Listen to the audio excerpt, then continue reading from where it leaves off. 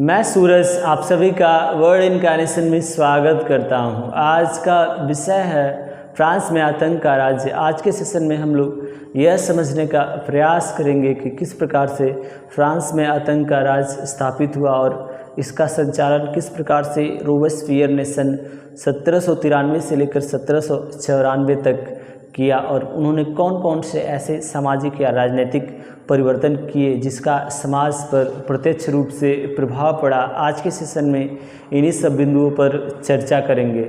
सबसे पहले बात करते हैं कंट्रोल एंड पनिशमेंट सिस्टम, यानी कि नियंत्रण और दंड प्रणाली। इसके माध्यम से उन्होंने जो भी फ्रांस में समतावाद या लोकतांत्रिक मूल्यों के विरोधी थे उनको सज़ा देने का कार्य किया। जैसे इसमें मुख्यतः पादरी वर्ग, कुलीन वर्ग, सामंतवादी लोग और जो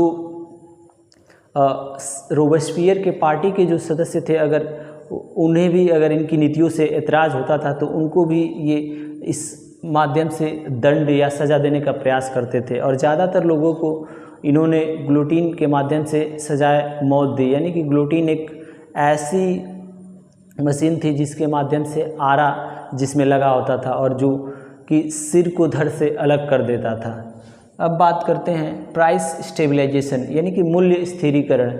इससे आशय यह है कि रोबेस्पियर ने जो भी फ्रांस में वस्तुएं थी उनकी कीमतों को निश्चित कर दिया, यानी कि उस कीमत से कोई भी दुकानदार ज़्यादा कीमत नहीं लगा सकता। उससे ऊपर लगाएगा तो उसको दंड की सज़ा दी जाएगी, ऐसा प्रावधान था। और यह था कि जो मज़दूर थे उनकी मजदूरी को निश्चित कर दिया गया, उससे नीचे कोई भी मालिक अपने मज़दूर को मजदूरी नहीं दे सकता, जिससे कहीं ना कहीं मज़दूरों के हितों का ध्यान रखा गया था।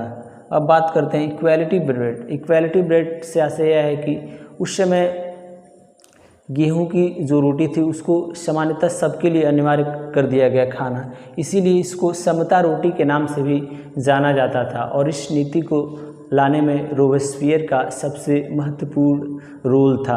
अब बात करते हैं रोबेस्पियर्स डेथ।